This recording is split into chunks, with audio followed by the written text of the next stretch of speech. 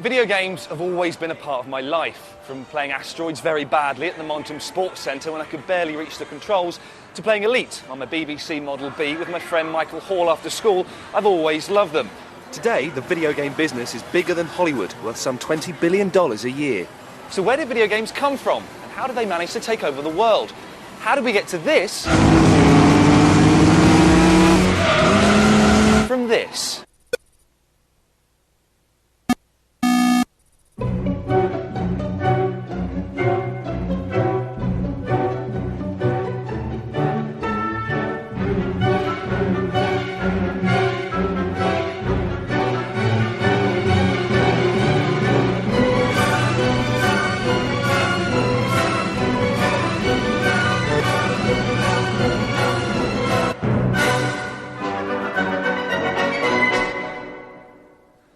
Computers have been around for a good 20 years before anyone discovered what they'd really been put on the earth to do.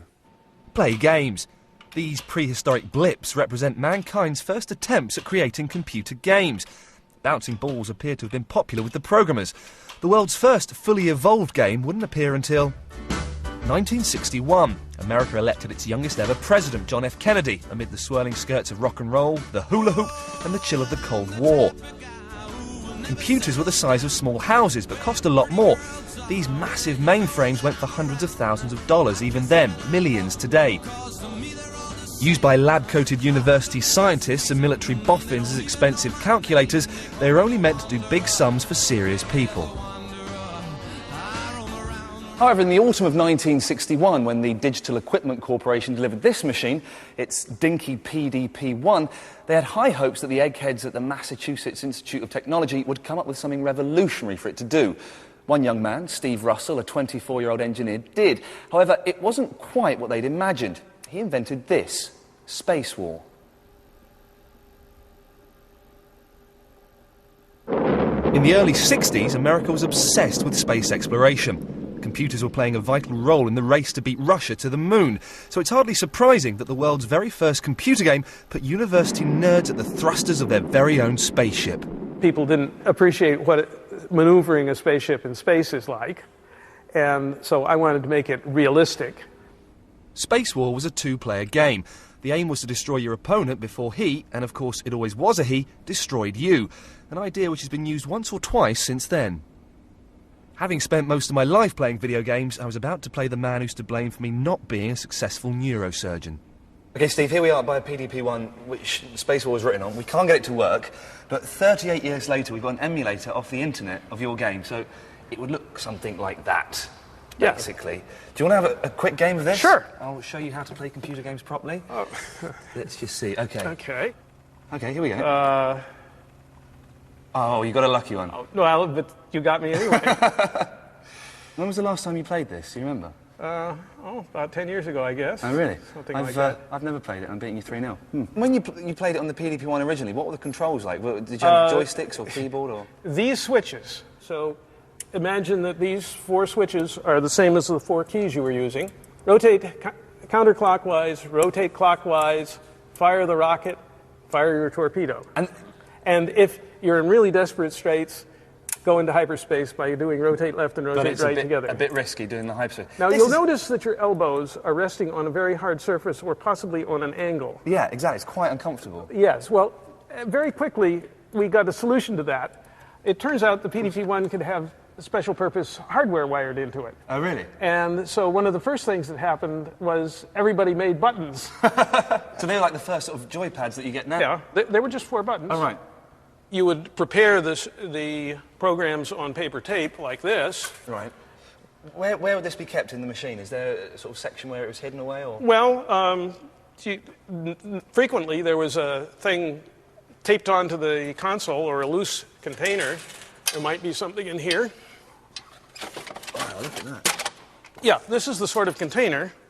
And this is Space War That's your from actual program. the Digital Equipment Users Group. So this is what you actually wrote?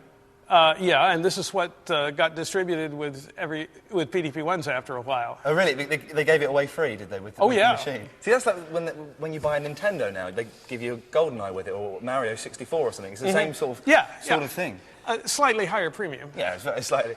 When did you realise? Was there at some point in the 60s or 70s you went, hang on a minute, that was my idea, I started that? Well, it wasn't exactly like that. I was working at Stanford. One night we went out to the Oasis, the nearest bar, and they had a pinball machine, and there were a bunch of Stanford students playing the pinball machines.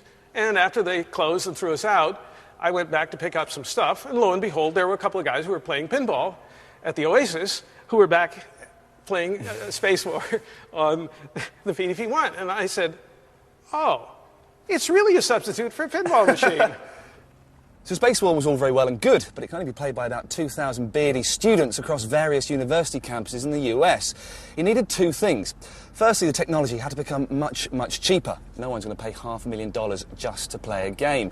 Secondly, and perhaps more importantly, it needed a visionary, someone who recognised the potential appeal of these computer-generated line drawings to people other than those messing about in the lab after hours. It would take 10 years, but in the summer of 1972, that man appeared. His name was Nolan Bushnell, and his company, Atari. We hired our friends, and we hired our friends' friends, and it was, I can remember when we wanted to put in such things as health coverage, health insurance for a company. When they did a quote for us, they couldn't believe it because our average age was like 5 years younger than the youngest average age company that they'd ever done. And as a result, we had fantastic rates. Bushnell was a video engineer with a vision. He happened to have spent his university holidays working in a pinball arcade. He realised if you put a video screen in a wooden box, you could make a video game. In 1971, he knocked up the world's first video arcade cabinet in his daughter's bedroom, Computer Space. Quite frankly, it was a little bit ahead of its time. The public wasn't quite ready for it. All my friends liked it. All my friends were engineers. Engineers may have liked it, but most of the 1,500 machines produced were installed in bars where, despite its amazing looks, Computer Space's fatal flaw was exposed. It was too complicated to play if you were drunk. Atari comes from the Japanese word from go, was where I had been acquainted with it, and which was equivalent to check or garde as a polite warning to your opponent that you're about to take all his men. What Atari needed was a game to get them started. Bushnell initially wanted a driving game, but he felt that his first engineering recruit, Al Alcorn, should start with something a little bit simpler. As practice, he got him to create a version of a ping-pong-style game, which had been developed the year before. We wanted it to be something where people already knew the rules, people already knew how to play, and tennis, ping-pong was clearly one of those. Ping-pong had already been copyrighted, so Bushnell settled for a title taken from the sound made at the moment when the ball hit the paddle. Pong.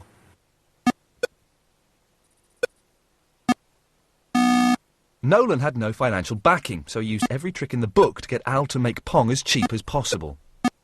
Nolan asked me to design a video game that he told me he had a contract from General Electric for a home game, which I believed, and described this game he described Pong, a spot and a score and paddles and sound, and it had to be very cheap to meet the consumer requirements, and I went ahead and did that. It never occurred to me that nobody from General Electric ever called or came by or wrote a letter, but I was too busy building the darn thing.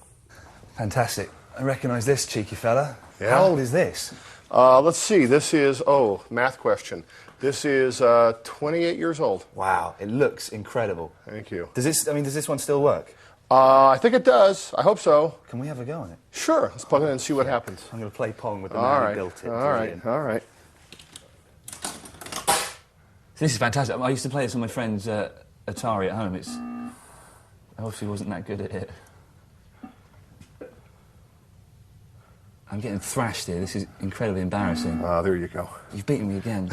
Whose idea was it to have these really simple instructions? Because that's basically it, isn't it? Well, I wrote the instructions, and it was basically, Nolan told me that the video game had to have instructions, and I argued with him. I said, if you have to have instructions, then the game's no good. You have to read the instructions to play the games.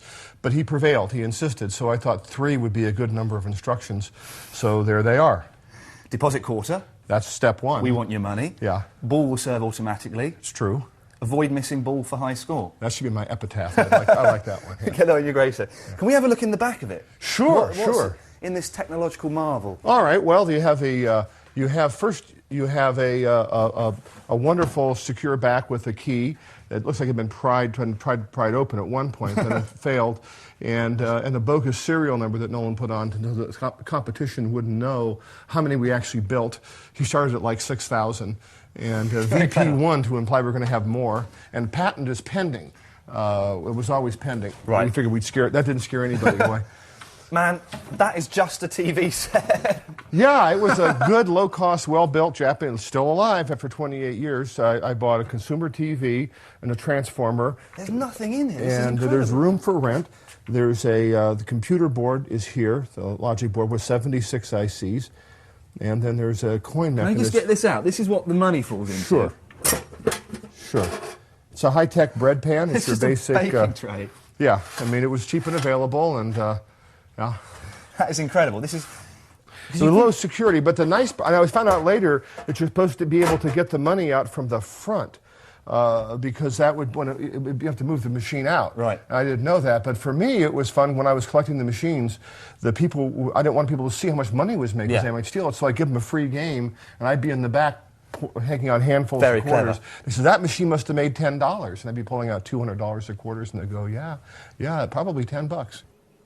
Pong was a global success. It inspired numerous copies worldwide. This was the British version. You can move up and down. That's my tennis racket, is Right. it? Yes. I have a similar control, Yes. and if you're careful, you can position that's wherever you want. You're off. Go on. No, I'm not. I missed. Have another. 15, love. Have another one. You're keeping score, are you? 30, love.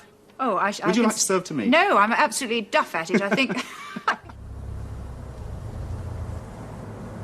Now here is where the original Atari started. Oh, really? This is the first... The actual Building. original location here. Let's see. Which is this building here? No, it's just too nice. Oh, yes. I was going to say, This it's is quite massive. Quite too nice. No. 2962 Scott Boulevard. That's it. That's it. That's where we started Atari. It's kind of a small, dingy little place. Well, once we got going, we busted the wall and moved in next door. And then when we got too big, within like 4 months, we were over in the Martin Boulevard address. Discover Atari. And discover how far you can go. Atari went pretty far. Starting with handfuls of quarters in Al's bread tin, it went on to become the Microsoft of the 1970s. It expanded massively throughout the decade, and in 1977, Warner Brothers bought Nolan Bushnell out. His initial $250 investment cost them some $30 million. When did Nolan leave Atari? Nolan left Atari after Warner bought us. I think he did it around 79 or 80. So you sold to Warner's. How much money did you get? Well, we sold Atari for about 30 million. Me personally, I had 10% of the company, but Warner was very clever. They didn't want to give us all the money. There was nobody in the company over 30 years old, and they were in those days. That was a vast sum of money, and they thought we would just go off to the beach and never come back. So they doled the money out in little bits to us to keep us, because we thought we were so immature, and we did. I was proud of our immaturity, and so that actually helped, because I probably would have pissed it all away the first day. The spark of imagination moved on. The next big leap in video games was to come not from here, Silicon Valley, but from a country with a gaming tradition going back hundreds of years. From here, Tokyo, where in 1978, Tomohiro Nishikado wrote a game that would change the way a generation would spend their spare time.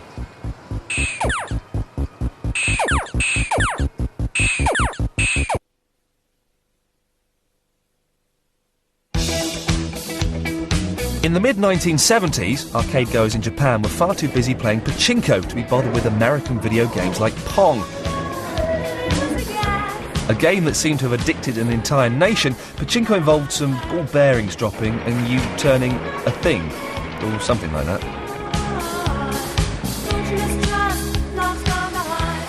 In 1978, pachinko met its nemesis. On Friday, June the 16th, Taito, who previously manufactured pachinko cabinets and jukeboxes, released Invader, or as more commonly known, Space Invaders. Within 6 months, Invaders had replaced pachinko as the country's national pastime. There was even a shortage of the 100 yen coin required to play the game. the bloody hell's going on? Space Invaders took Japan by storm. It combined the space theme of Western arcade games with a classic plot from Japanese creature feature B-movies. Overnight, Japan came to a standstill, or rather a sit-still. The only time anyone in Tokyo stood up was to hit the dance floor when the cash-in single Disco Invader was playing on the jukebox.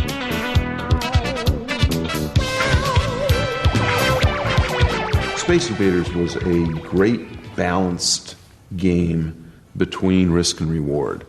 I mean, in order to shoot the aliens, you had to move out from behind the bunkers because they were dropping stuff on you, and so it was this constant hit or be hit. I initially got the idea from an American game called Breakout.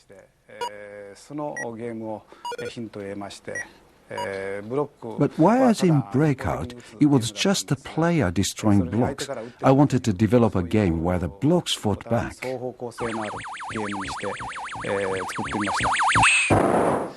Invader's success was due to several new ideas which would set the benchmark for all future video games, such as the adoption of the concept of a high score, the idea of progress in destroying successive waves. But perhaps most importantly, Invaders was the first video game to feature fully animated characters. The invaders seemed real. People could believe they were really saving the Earth. Space Invaders was a worldwide hit.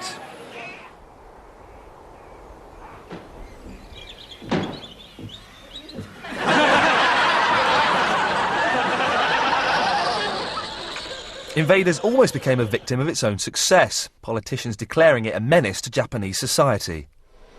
Children started staying out all night playing Space Invaders.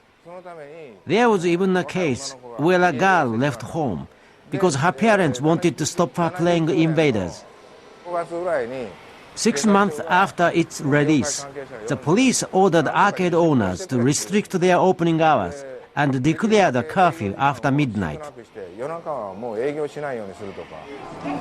Having last played Space Invaders 20 years ago in Slough, I didn't fancy my chances against the man who designed it, especially in a tough away game in Tokyo. Is this your original book that you used when you were designing Space Invaders? Character image. Are these the original drawings of the aliens? Where did you get the idea for these from? これはイギリスの作家のウェルズさんの考えた火星人。 Some of these look more like, I mean, that looks like a crab, looks like a jellyfish, more like animals you see on this planet as opposed to aliens. Was that the original case? もともとはこの火星人はタコと日本では言われたんです。それがこれのイメージですね。それに、付け加えて、まあ海の中のもの、これはイカですね。でこれはカニですね。 It would be a great honour if I could have a two-player game with you at Space Invaders. Would you mind? これ入るのかな？200 for 2 players.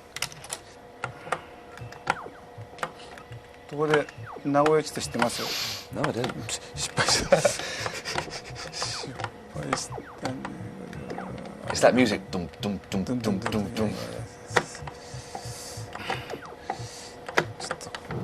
Ah, rubbish. Yeah, take your jacket off, of course.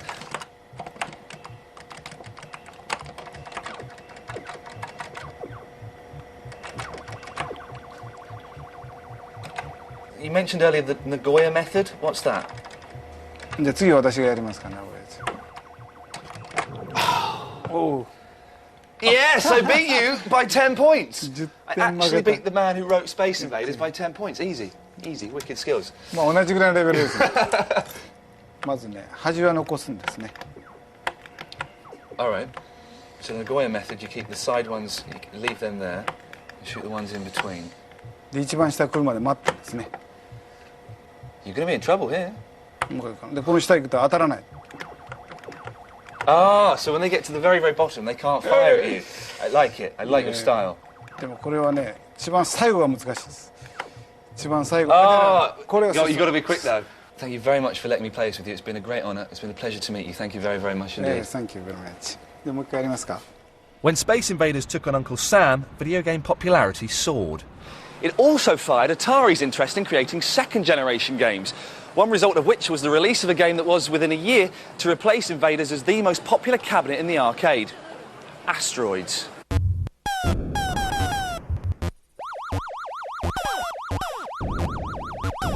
We don't know for sure, but we have estimated that Asteroids easily takes in around $10 million a week in quarters.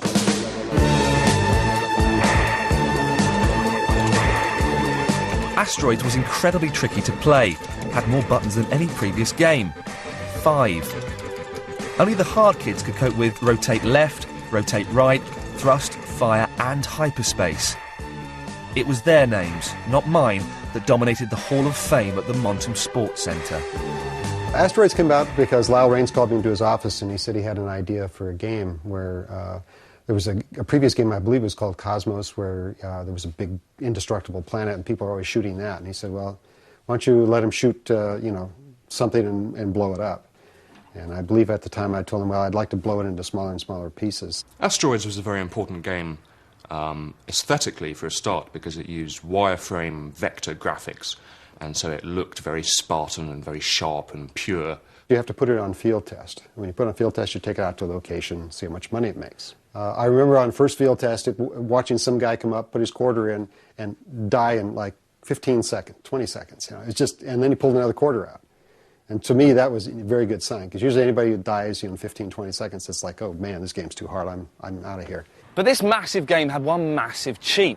It soon became apparent to anyone with an IQ in double figures that if you position your ship at the side of the screen and destroyed all but one of the large, slow-moving asteroids, you could easily pick off the tiny flying saucers for 1,000 points each.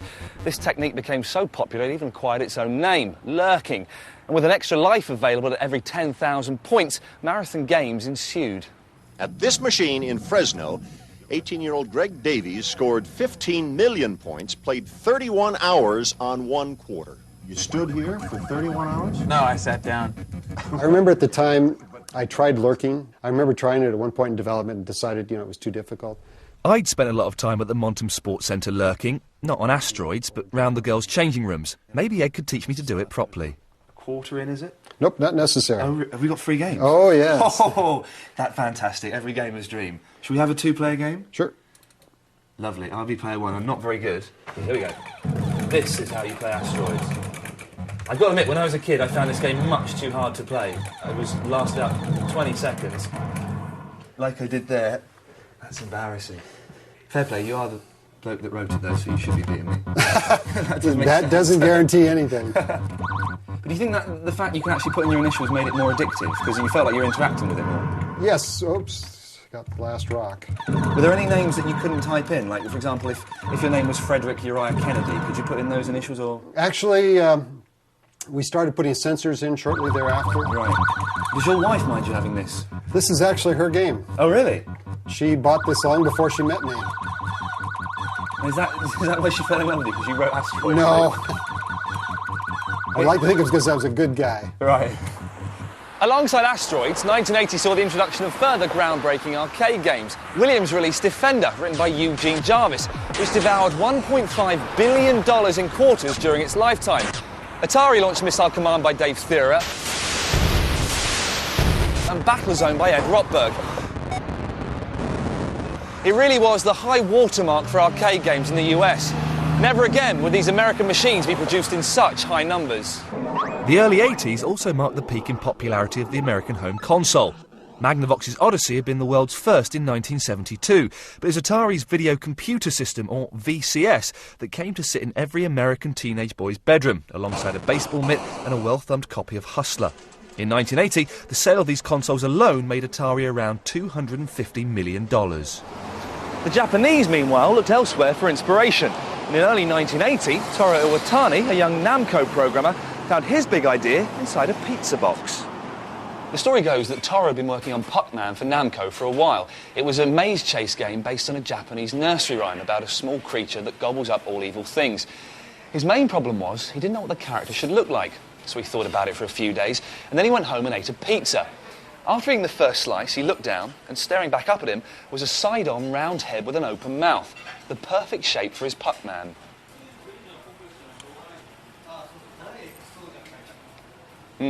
Cold.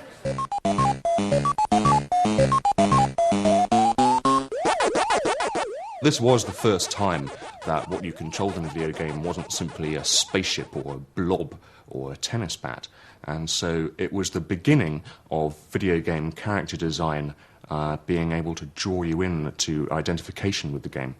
When it came to releasing the game in the US, Midway Manufacturing, the US distributor, were more than happy to introduce it to the States, but they were slightly concerned about the title Puck-Man.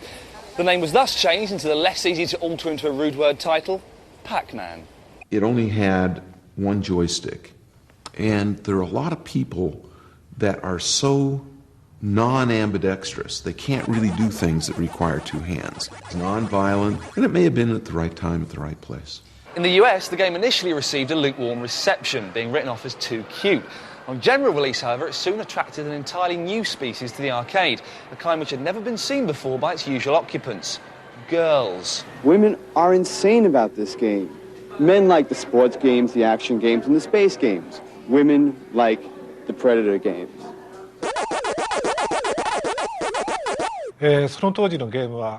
In those days, most video games were very violent, and the amusement centers were full of boys.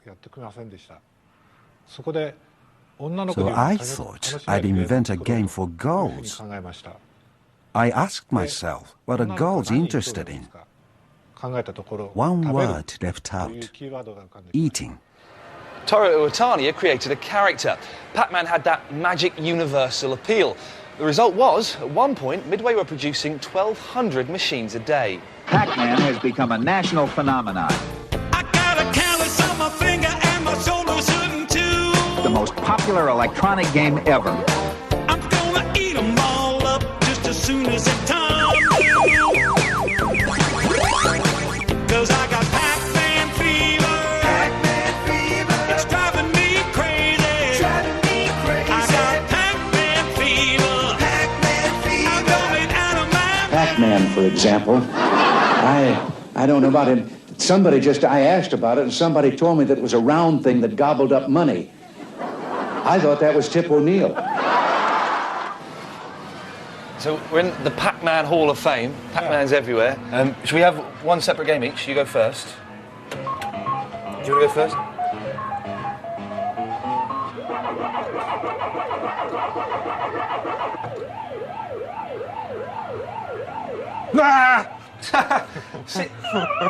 Fair play, you got 630 points. That's rubbish. That was rubbish. I'm sure I could beat that easily. Here we go. You expect there to be a button there, sorry, because it's only one controller. You're expecting. Yeah,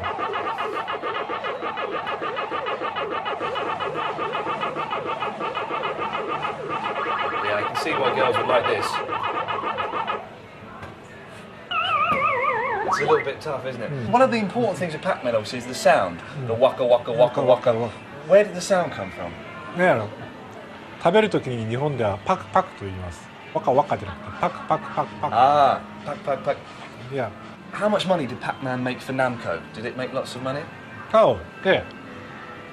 Here we go. Right, let's work that. So it's 6 billion yen. That's about $60 million. And that was in total? Yes. That's incredible. In 1 year. In 1 year? Yes. But what about the UK? What were we doing all this time while the Americans and Japanese were creating classic software? Well, TV games, which were basically Pong under a variety of different names, thrived for a while. But when it came to writing our own software, a few Fred Harris-inspired boffins aside, nothing much was going on. We really didn't seem to be that computer literate. Right. What's this? That's the printer. But that was all set to change, thanks to this man. Clive Sinclair. His dream, a computer in every British home. Made by Sinclair, hopefully. The Spectrum, of course, was always black. But this one was white because it was the millionth one made at Dundee. Indeed, the millionth made at all, because they made them all in those days. So that was the 1 millionth Spectrum ever made. Bought by naive parents to help with your O-levels, all that we actually learnt was how to play games. Our really sad friends even wrote their own. But it was from these fetid teenage bedrooms that the British software industry would finally emerge.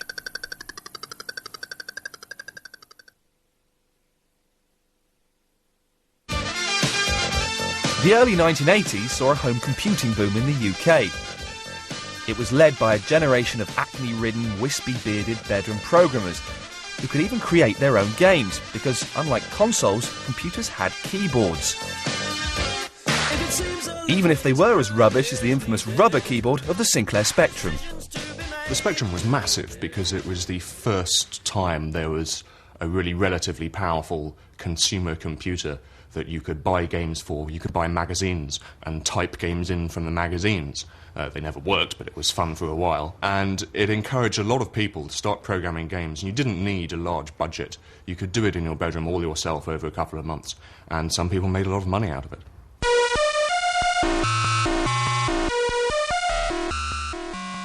Manic Miner was Britain's first software blockbuster. You played Miner Willie, who had to jump his way through 20 screens of platforms collecting treasure, all to a continuous soundtrack, which had previously been thought impossible to do on the Sinclair machine.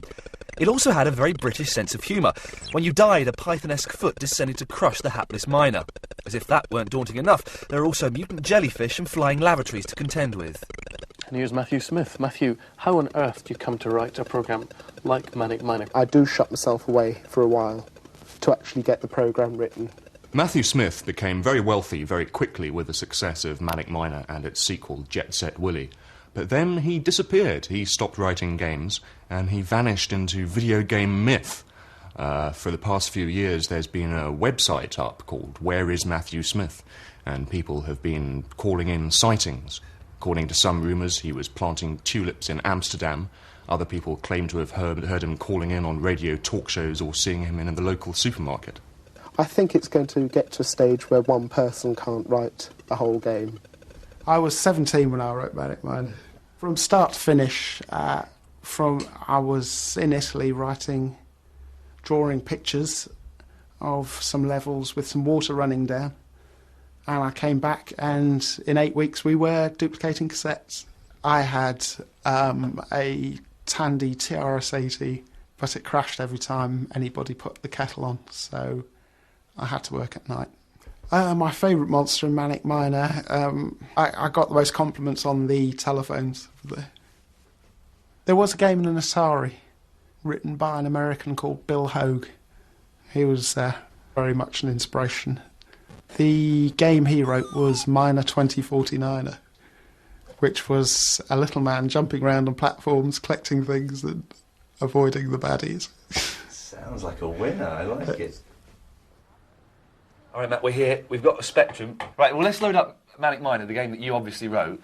The Spectrum keys confuse me because it's got the words on there. This is load.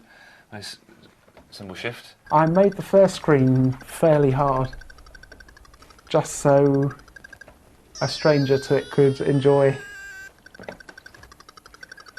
a lot of the frustration without having to get very good at it. A simple mistake like that is enough to end it all. Where did the boot come from that kills you at the end, that all loses your chance? Out of the top of the screen. Well, that's no fair to you. Manic Miner, this is the first game. Jet Set Willy is the sequel to it, isn't it? It's the same character and stuff. How long did that take to write? It was a slog getting Jet Set Willy finished. Were they really pressuring you to come up with the next big hit? Were you getting people phoning you up saying, come on, Matt, you've got to do this? Yeah, the assumption was it's once you do one in a certain time, you can keep doing it in the same time. Every Spectrum owner eagerly awaited the final release of the trilogy, the now legendary Miner Willy Meets the Taxman. Wasn't there supposed to be a third one? Jet Set Willy Meets the Taxman or something? Yeah. What happened to that? Is that... The Taxman was way at the back of the queue there. Oh, really? Without being rude, how much did you make from Manic Miner? I did have a substantial sum, but I expected a whole lot more, so I spent what I had. Fairly foolishly. You are the stuff of legend. You are a legend. There's no doubt about it. In this sort of world, you are. Can I run past some rumours that are on the net about you, and you can just tell us if it's true or if it's false? You lived in Holland in a commune. Yeah. When did that happen? That was a great time. I went there in 95. OK, you worked as a fish seller. No,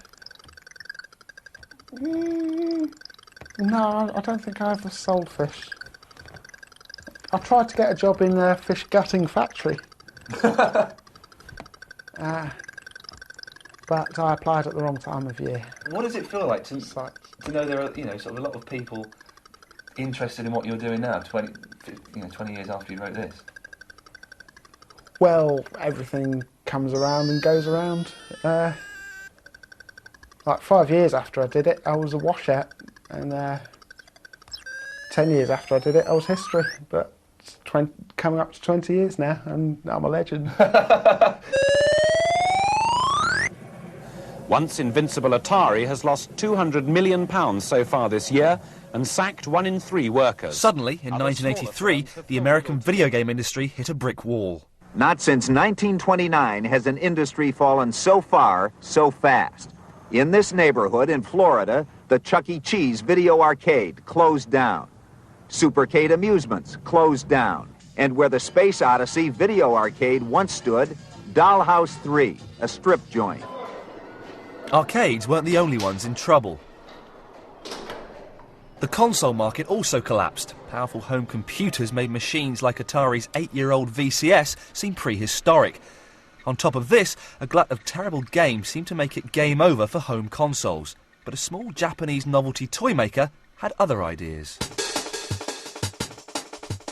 Nintendo Koppei was founded in 1889 in the ancient imperial capital of Kyoto. For over 80 years it produced traditional Hanafuda playing cards, but in the 1960s it diversified into the novelty toy market. Board games, beam guns and love testers. Testa, testa, love testa, 愛情テスト, love testa. In 1974, Nintendo produced its first video game, an electronic version of the traditional Japanese game, Go. But it was in the home console market that Nintendo was to have the biggest impact. The language of a generation changed as Nintendo firmly replaced Atari in the American vocabulary. It was here in Kyoto at the Nintendo headquarters, which is that building just over there, in 1985 that Shigeru Miyamoto saved the video game industry. Hello! It's me, Mario! People warm to Mario because he's the antithesis of the superhero. He's not big and strong and muscular and blonde hair and blue-eyed. He's a short, dumpy Italian fella with a moustache and a big nose. Mario is the video game superstar.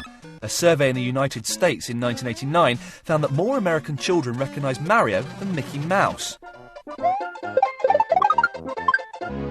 Mario is far better known than his creator, Shigeru Miyamoto.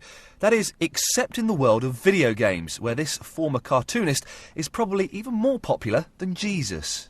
Miyamoto may be the John Lennon of video games because he brought soul to games. Everyone looks at the next Miyamoto game to find out, what new things the man has invented.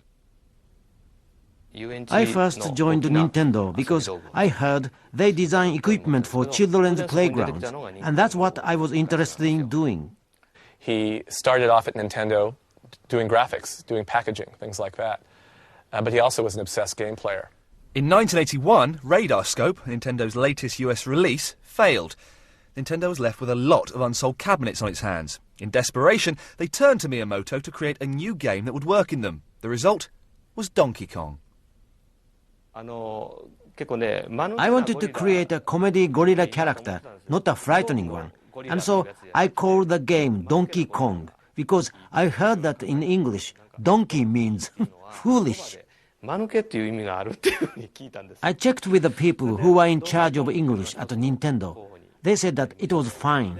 But when the game was launched in the United States, everyone over there thought it was a very weird name. It was the Gorilla's owner who stole the show. Originally called Jumpman, he was renamed after the landlord of Nintendo's American warehouse, Mario Segale. Mario's famous features were forced on his creator by the limited graphics of the time. Mario wears a hat because I couldn't make his hair move realistically. He's got a moustache to hide his mouth because I couldn't draw the mouth properly. Mario's red overalls and blue shirt help you see the movement of his arms.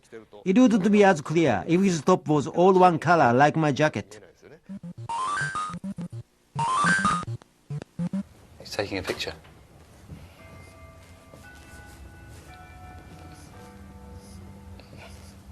Hang on a second, he's filming someone, of course. Very good. Okay, you be Mario, I'll be Luigi. Here we go. I haven't played this for a while, so I might not be very good.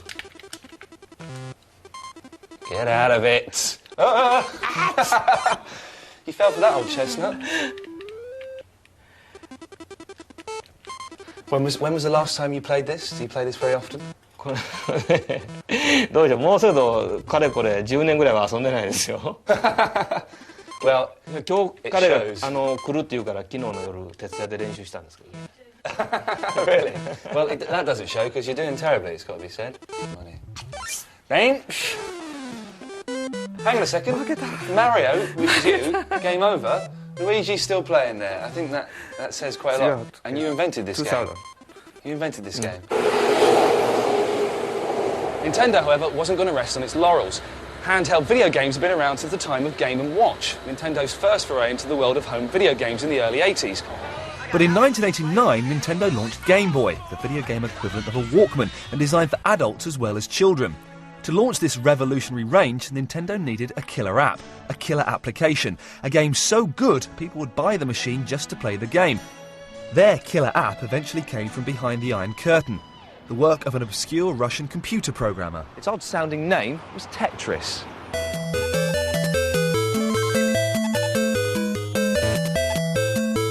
I started working in computers as a specialist in artificial intelligence. But the game was always kind of the place where my heart was. I love all kind of puzzles, maybe not the game, but the puzzles, and that was I'm very interested in. Tetris is a game of brilliant, elegant simplicity, yet no one had thought of it before because they'd been too busy incinerating aliens. Tetris, by contrast, was a truly Soviet game. Stark, functional, and an ultimately doomed attempt to make order out of chaos, but without the trip to Siberia if you lose.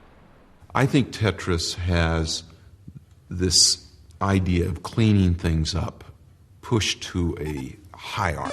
This is one where tidiness is next to godliness. It is brilliant and addictive, and it is everything that a video game should be. You start to play, and you can't stop. When the first kind of moving version of the program appears, I can't stop, I can't finish my programming because I pretend I kind of tasting it, but I keep playing and playing and playing. Because he wrote Tetris in the Soviet Union, Alexei didn't own the copyright to the game. Every Russian did, in theory. When the Soviet government sold the game to Nintendo in 1989, they made an estimated $5 million. Alexei made an estimated nothing. With the fall of communism, he moved to the US, where he now works for a Seattle-based computer company. Tetris was inspired by a puzzle Alexei found in a Moscow toy shop. This box is about 20 years old. Really? What's this game called? Yeah, it's called Pentomino. Pentominos, right? Yeah, and this is a box with all different shapes which you could do out of 5 squares. 5 squares, because Tetris, of course, is the 4 squares, isn't it? Exactly. And what's the idea of Pentominos? So the idea is, please put it back. All right, it will easily, of course. Yeah, sure. And basically, usually it takes about an hour for... An hour? Yeah. Well, so you could put most of them here, but the last 3 or 4 pieces would be a problem. Well, you know? there may be a problem for you, Alexei, but I'm sure there won't be a problem here at all. Hang on a second, that goes in there.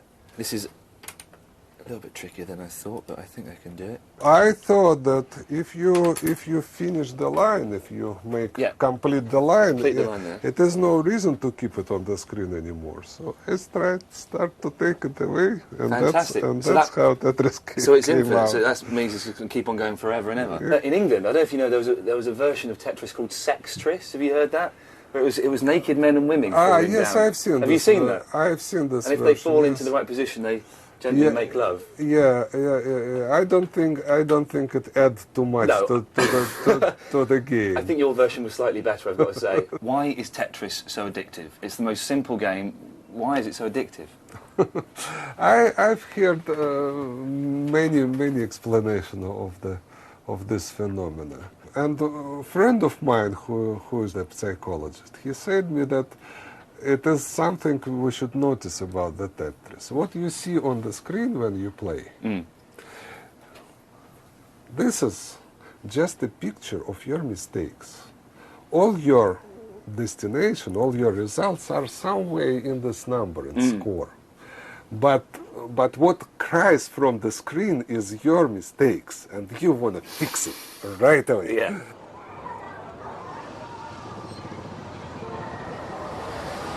The 1990s saw great technological leaps in gaming.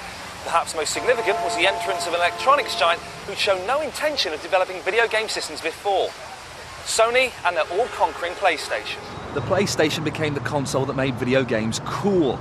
They were installed in nightclubs across the UK, and games like Wipeout had soundtracks written by cutting-edge dance acts like the Chemical Brothers and Aphex Twin. But more importantly, it introduced the world to its first real female video game superstar, Lara Croft.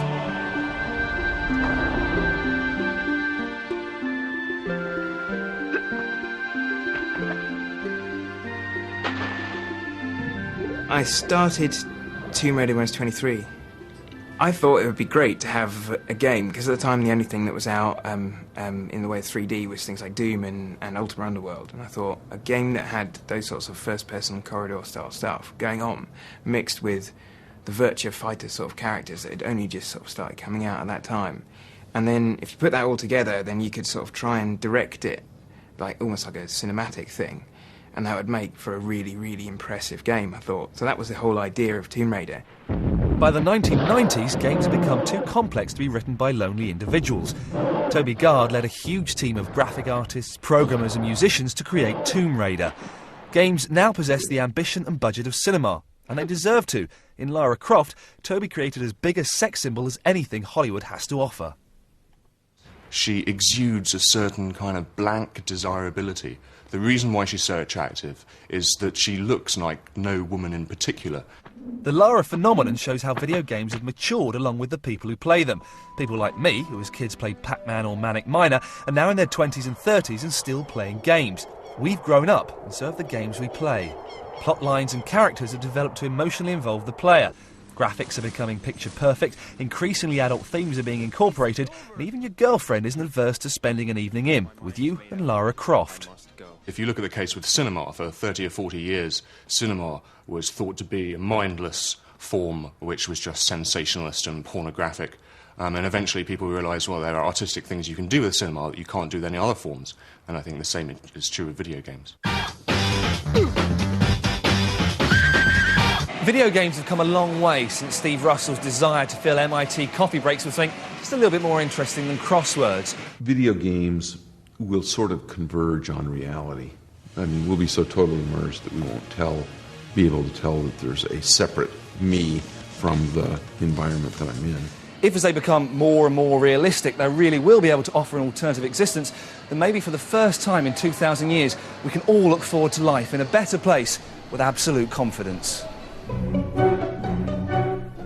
Shame on you if you missed Ally McBeal, Friends or ER this week. Still, E4 will let you off if you catch up on Second Chance Sunday, tomorrow from 8. Stay with us as you're invited to a seriously good party on the real beach next.